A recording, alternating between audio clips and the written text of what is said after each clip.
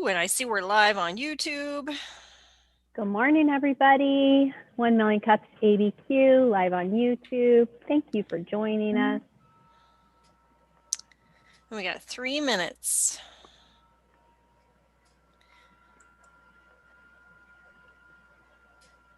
Go ahead and turn on recording. And then I'll share my screen.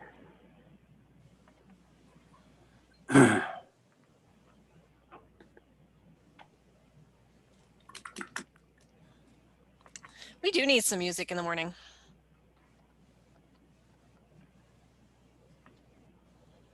We just can't do it while we've got, while we're recording. That's true. I was just going to say that. Yeah. Oh yeah, that's against the law, isn't it? Well, yeah, you have to own the Oh. copyright to the music in order, yeah. But there's nothing stopping us from each taking the vocal part.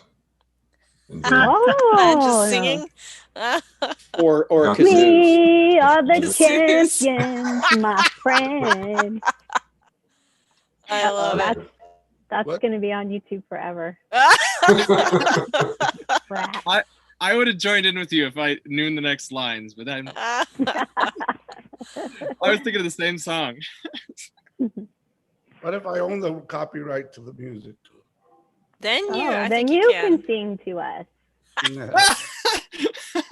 If you do a variation to the music, it's no longer copyrighted. You can add it in. Oh. Well, I have my own rendition of Happy Birthday. Oh, just an FYI, because I did that to my dance routine when I did a showcase, and I did jump in the line, and I added maracas to it, and I wasn't tagged because of that. Just to let you know. If you go to YouTube and type in fill up your tip jar, Michael Lusk, you'll see the latest song that was recorded that I wrote from Nashville. Nice. Very cool. So there is a way around that, is my point. Yes, There yeah. is, if you own the copyright.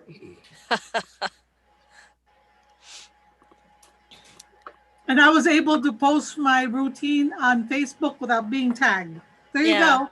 Yeah.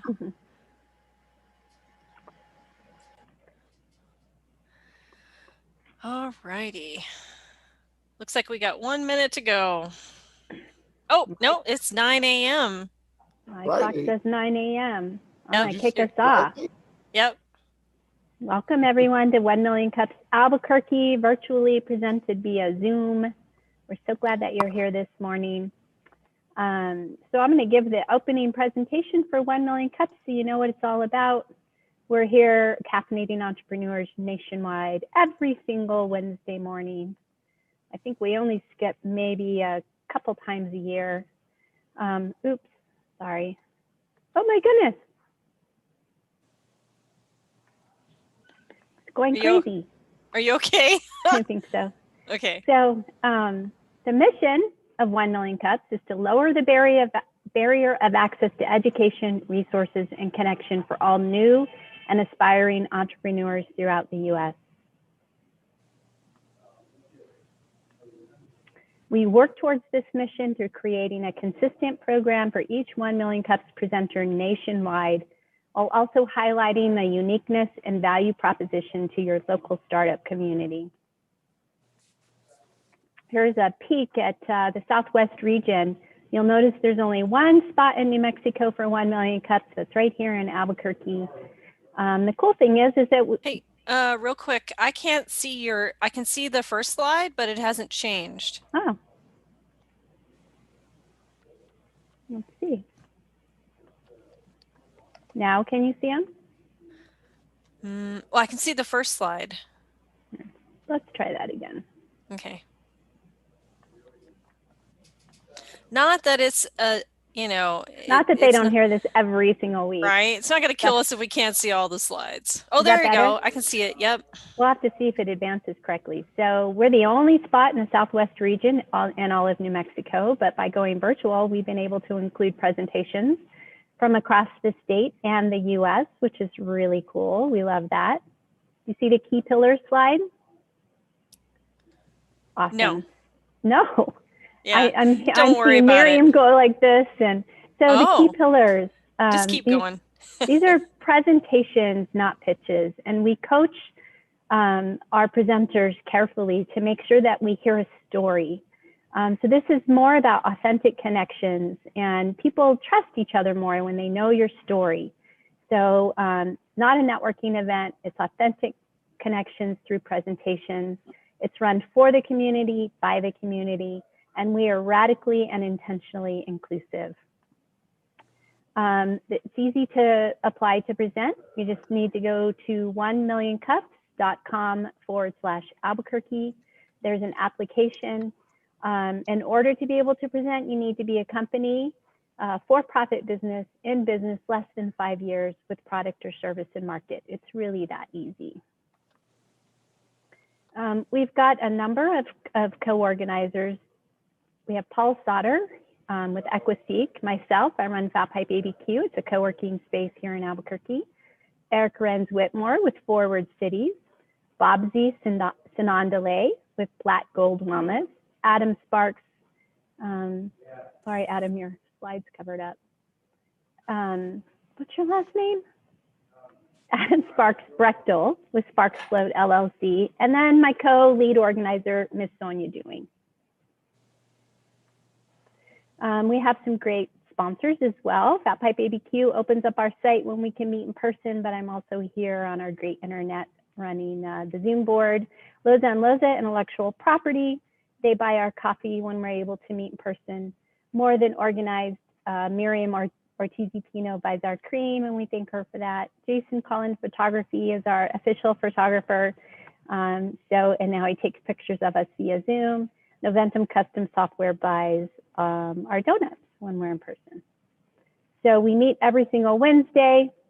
We're so happy that you guys are here. I'm gonna quit sharing, and we're gonna do some introductions this morning. I've seen a few new people join us, so I'm gonna call on some people. How about you, John Barney? Could you unmute yourself and introduce yourself to the community? Hi, my name's John Barney. I think you need to move your speaker down to your mouth. Oh, can you hear me okay now? You need to move your little speaker down. There you go. It's on this one.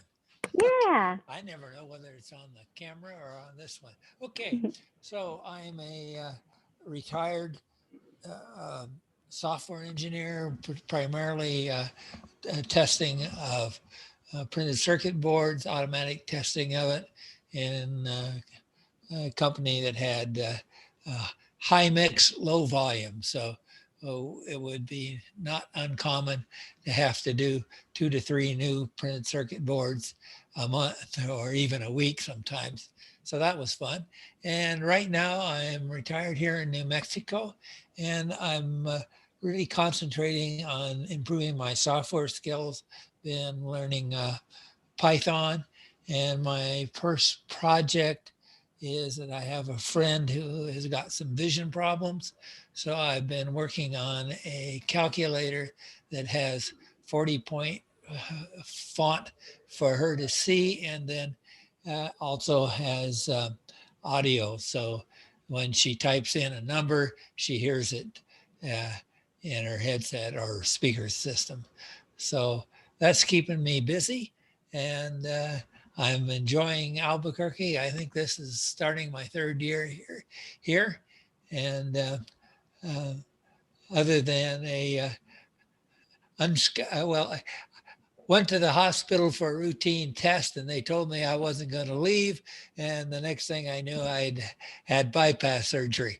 So I'm a year old on that, and it's working out wonderfully. And fortunately, they caught it before a heart attack. So new to the group, tend to spend most of my time listening, and anybody who has some questions about hardware, I'm pretty good on that kind of electronic hardware and software, or just wants to discuss it.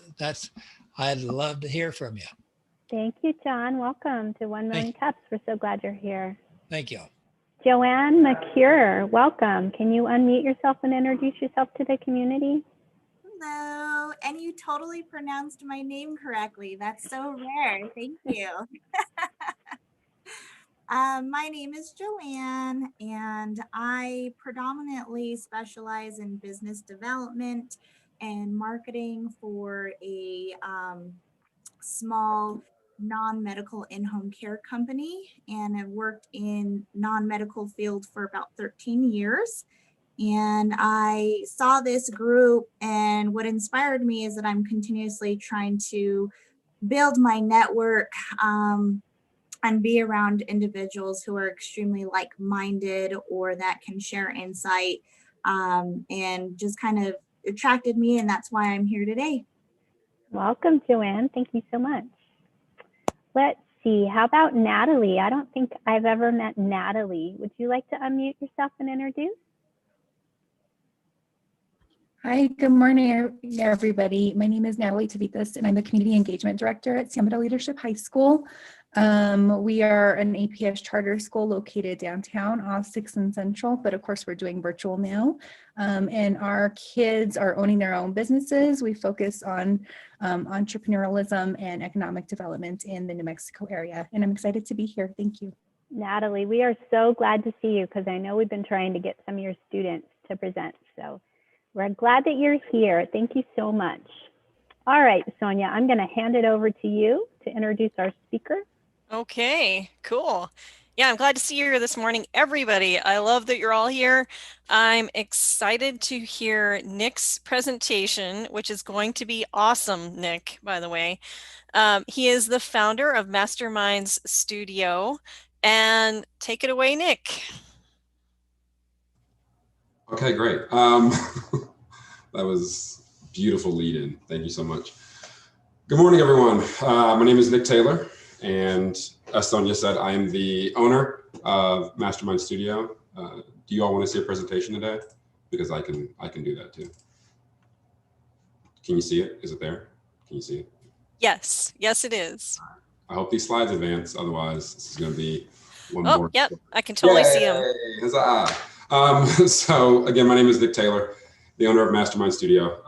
I have been in the technical entertainment field for over 20 years, despite my extremely young looks. In that time, I've had the fortune of being a production manager for several shows across the nation. I've done sound design, some lighting design, stage management. I'm no stranger to theater and live and special events. Recently, I had the fortune of being able to work for an arts and entertainment company here in New Mexico. You may or may not have heard of it. And in that position, I really was able to break into the world of themed entertainment. And for those who don't know, themed entertainment is Wizarding World of Harry Potter at Universal, or it's literally all of Disney. So basically any environment you go into where things are themed to fit a certain motif. So in my position, I've been able to, I was the audiovisual systems designer for Meow for several years. I designed all of the AV infrastructure for the Kaleidoscape ride at Elitch Gardens in Denver, for Meow Vegas, for Meow Denver, and other current and upcoming projects that have not been released yet. Great time, had a blast. At the end of that tenure, I decided I wanted to continue in themed entertainment. So I started my own company that does themed entertainment design and build, Mastermind Studio, ta-da. That was a great opportunity to meet others, get deeper into the industry, and really hone my craft. I was able to work on a performing arts center here in New Mexico and some projects in Texas and Dallas, and I'm still able to lend my expertise to other projects that I can't quite talk about yet, but they should be great and fun. Here's the bait and switch of it all. In this position, I realized that while I loved themed entertainment, there was a lack of representation for people who look like me, people of color, people from marginalized communities. And I wanted to provide an opportunity for people of color to not only enjoy the industry, but be a part of it. It becomes really difficult to see yourself in a role when you don't see someone that looks like you in that role. And so that led me down a rabbit hole of how does this happen? Who does it benefit? How does this work? And it led all of Mastermind Studio to a pivot. It went from being a one-man shop that is mainly focused on working with contractors to design and build things to becoming an immersive storytelling company. And so that is where the company is today. The focus is telling stories, immersive stories for marginalized communities. And for marginalized communities. So that's where we are. That's where it's headed. It's still very much in the beginning stages. Mastermind Studio was started in December 2019, right before the pandemic. And Masterminds Studios was, the pivot happened late 2020. With all of the things that are happening in our society at home and abroad, it really seemed like a very important time to create a platform for those stories. So Mastermind Studios focuses on digital storytelling, making it accessible and affordable for those who can't necessarily rely on traditional methods of storytelling, print, so on and so forth. Immersive experiences. We want to bring experiences that excite and ignite the senses to the people, and themed environments, which will happen down the line. We are, as I said, we want to tell representative stories. We want people to have opportunities to thrive and learn skills, building environments and telling stories and writing and producing and creating other types of media. We're in the process of working to become a B Corp. So that's very exciting. Sustainability and focus on the environment and social impact is a big part of what I'm trying to do. And at the end of the day, I want to make sure that all the media that comes out of this company is affordable and accessible. So why am I here? Why am I pitching this? There are obviously current challenges that I'd love to seek feedback on, such as, revenue and investment is important for any company. And with this pivot and with the focus now being on media, it's going to be really important to work with those who can help us access capital, especially being a person of color, and provide those opportunities to others. We want to focus on developing partnerships in our local community and across the nation. And we definitely want to make sure that we are respectful of and treading the line carefully between local and other competition. That is the gist of it. And thank you all so much for your time. Awesome. Okay, now I have a question, and if anyone else has questions, feel free to put them in the chat, and I'll call on you to unmute and ask Nick yourself. My question to you is,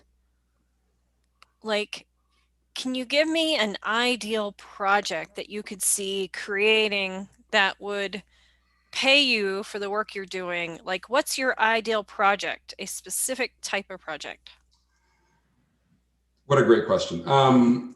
So the real launch to this, the very first and very specific project that I'm currently working to staff and build out is, we'd love to present a narrative podcast. And so while that wouldn't necessarily be a paying project, if you combine that with the right advertisement, there will be revenue from that. I think while it is important to get paid and make money, obviously, we're still working on finding that business model that makes a lot of this content accessible. Especially, we're in a pandemic, revenues and income aren't what they used to be, but I think the representation is still important. So the podcast right now is a good starting point. It's easily accessible. It's free to a lot of people, but there's still revenue. Did I hit the nail on the head? Did I hit it? That's a good, and you and I may have to talk. I will have to join your room because I am working on the idea of a podcast. So Excellent. A storytelling podcast. So we'll have to talk. David Gibson, you're up next. My question is to Nick. what actually motivated you to start Mastermind Studio? Great question. Thank you. I guess part of the motivation, if I'm being honest, it came from, again, not really seeing myself in the field and fields that I was working in.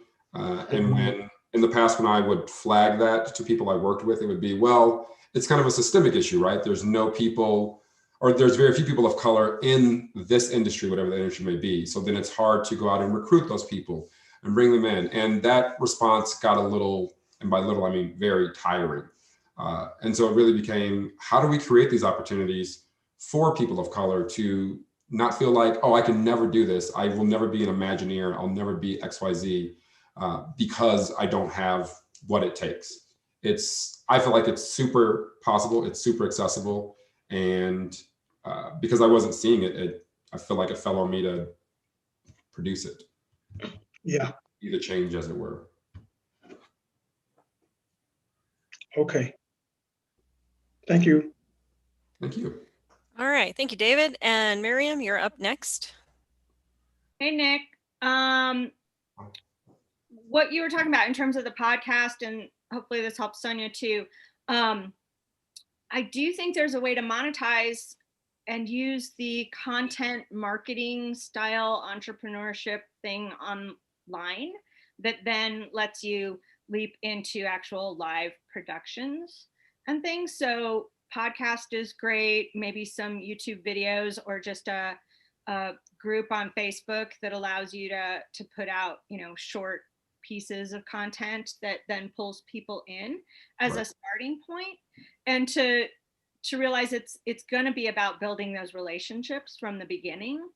And I know how hard it is to talk about that, especially around production stuff, but I think that might be a way to approach it, like to think of it in terms of just the relationship building, and then when you finally have the revenue to put together the bigger thing, or to bootstrap it as you go.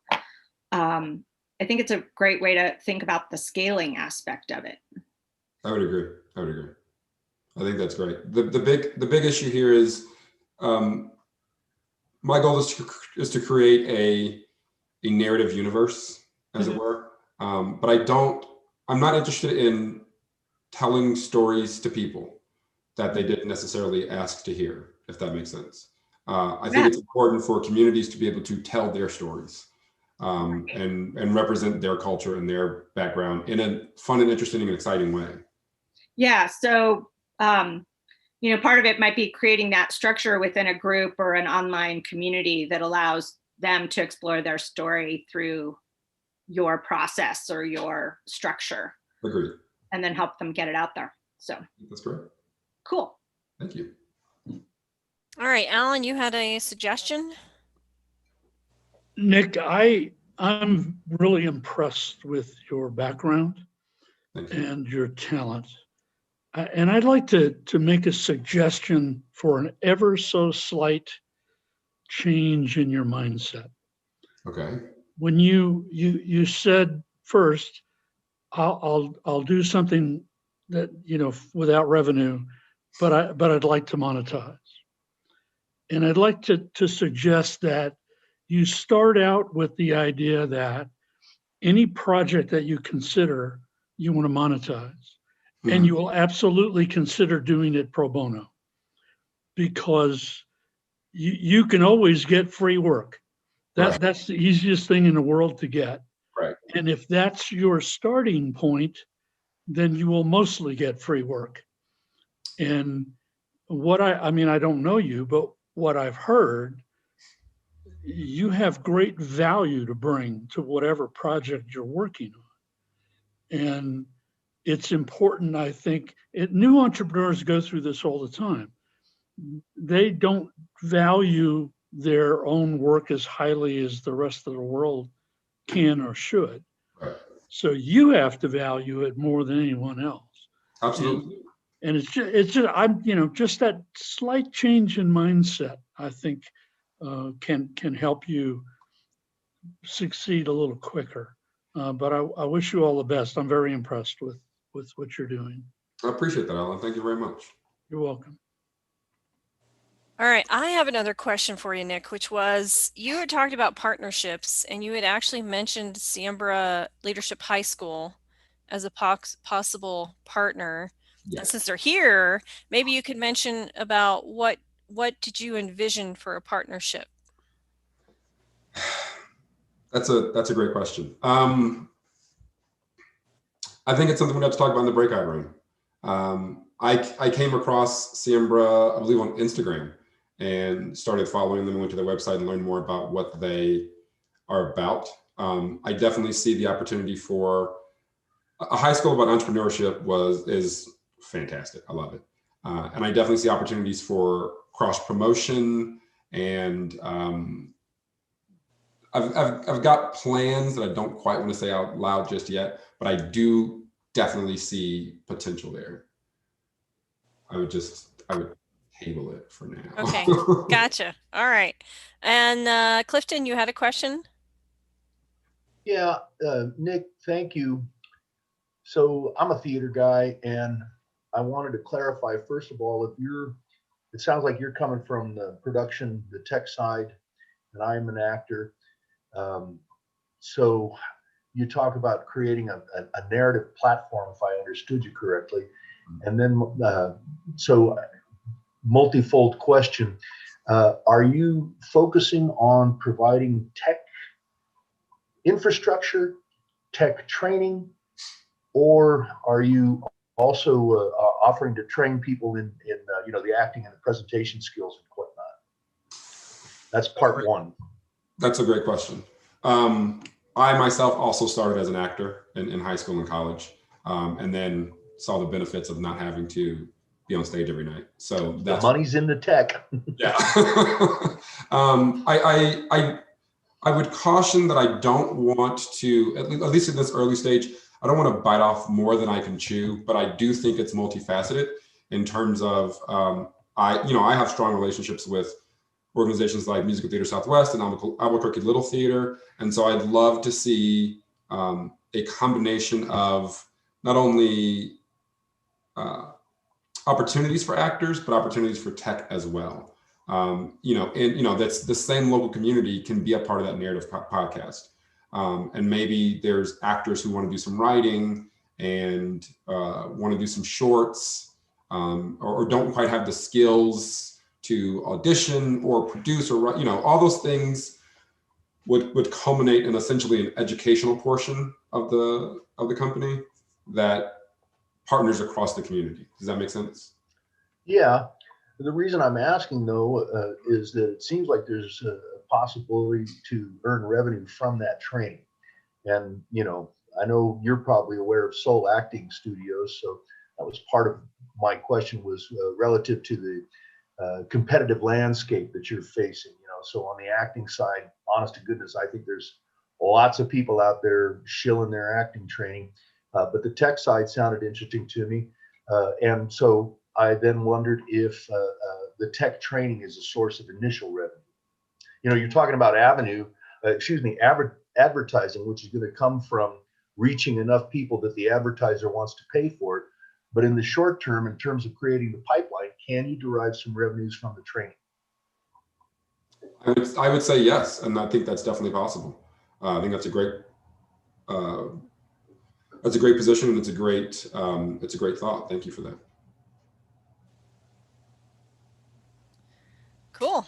Okay. And I have two more questions for you, Nick, which is number one, and anybody who's watching and not from New Mexico will just have to look this up, but red or green?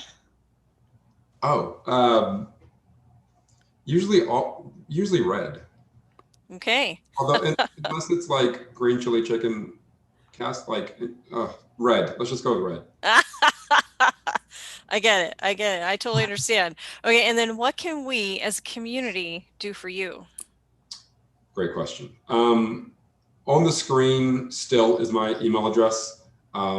Feel free to shoot me an email with ideas and thoughts. That's what I don't feel like I'm going to run this alone. This is not a one-man show of me just, have an authoritarian view over everything. I'd love community feedback, community input. We do plan on putting together focus groups and surveys to talk to the community and say, what kind of content do you want to see? I know that people, especially here in New Mexico, people love seeing themselves on screen. We're still talking about Breaking Bad. We're still talking about other things that were filmed here. And again, with Netflix making this their new North American hub, I know there's plenty of opportunity for Burqueños, Mexicans, communities to see themselves represented. So please feel free to, my ask would be, please feel free to email me, visit the website, find us on social media, share any thoughts, feedback that might be percolating in your mind right now. Awesome. Thank you, Nick. And actually, can you do me a favor and put your email address also in the chat? I can. Awesome. I can? Yes. All right. And you did awesome. Yay. All right. So next up, we have, what are we doing? I forget the sequence again, Eric. We're going to do events. I think Events. events and announcements now, and we'll Okay. slide into to victories. All right. It's Eric now. Oh yeah. So, and yeah, I'll just run down a couple. I'll throw them in chat kind of per usual. If you have other events and activities that you're aware of and want to make sure that other people know about them, go ahead and make sure you put those in the chat as well. But I will, oh boy, I lost something. Here we go. So let's see today, if you've heard of entrepreneurial mindset training, that's something that in terms of really getting the entrepreneurial scene going here several years ago, that was one of the things that I think really helped. UNM Lobo Rainforest is actually kicking that off again. I'm sorry, I'm wrong. That's Activate NM with CNM is doing that, and that's actually today from 10:30 to 1 p.m. TAZA, our bilingual sort of, they call it themselves our sister. So our sister organization with TAZA at South Valley Economic Development Center, they do a bilingual version of 1 Million Cups, and that's every Thursday morning from 9 to 10 a.m. There's a lot going on this Thursday, and that's what I'll concentrate on. Also on Thursday, the New Mexico Rainforest has a webinar on product design, making it real. I'll put that in the chat. That runs from 2 to 3 p.m. And Santa Fe SBDC has a session on gig employment, contract work, and the new employment models. For details, I will send the link. And then, of course, we've got Adam's Friday Flow, which is happening on Friday, and that runs from 9 to 10 a.m. One other thing, and again, I'll put a bunch of these things in the chat, but I did want to mention that the UNM the Lobo Rainforest does have a webinar coming up on February 22nd, which is Business Strategy Matrices with Phil Wilton, who's in our crowd here today. So I'll go ahead and put these in the chat, and if you've got other events and activities, please share those as well. And that's all I got for now. Awesome. Thank you, Eric. All right, now we'd like to hear 3 big wins. So if you've had a big win, unmute yourself. Paul's raising his hand. Paul, let's hear it. Okay, sometimes you get a big win for your company, and sometimes it's a big win that lands near you. So not exactly your company's focus. And we have that. Equiseek's CEO, Alex Hafez, defended his dissertation last Thursday and passed. So those of you who know the newly christened Dr. Hafez, please send him your congratulations. His dissertation was on the role of circular RNAs in regulating the expression of genes in the nervous system and the implication for psychiatric disorders. And it was a stunning presentation. Nice. Cool. Pretty cool. Anybody else want to volunteer? I'll just stick up my... Phil, it's kind of hard to read. Why don't you tell us what it says? It's a little blurry. It's just what... what's name just said? Sorry, can't just broadcast for me. Business strategy matrices. So I'm being a guest speaker at UNM Rainforest on February the 22nd. Why don't you post that link so people can join you? Yeah, and I hope it's going to be a good session. It's one of 2 sessions. So that's the first one. Going to do a second one later. And Phil. Eric has shared the link, so it's one of those links in the comments. Eric, that's the name. I'm sorry, Eric, I forgot your name. I want a kiss from Ken's puppy. Look at that sweet dog. Okay, one more win. Let's hear it. Who wants to raise their hand and tell us the big win? Going once. Clifton has his hand up. Clifton, sorry, Clifton. As long as nobody else is going, it turns out radio is essential. Yeah. My current day job working for a company called 1MCABQ Broadcast Corporation. We produce a wide variety of public radio programming by Alaska Native, Native Americans, First Nations producers, syndicate them all across the country. And our production company had, as odd as it is, an incredible banner year in underwriting sales in the COVID environment. So many businesses that were no longer able to communicate traditionally then found radio an important means of connecting with people. So, as weird as it is, I've been coping with a little bit of, survivor's guilt during 2020 because our revenues have gone way up. And naturally, as we all know, consumption of content has gone way up too. So even as we head into 2021, I'm already getting renewals from people who found success from their 2020 campaign. So I have to say I'm a little tickled. So thanks for letting me share that.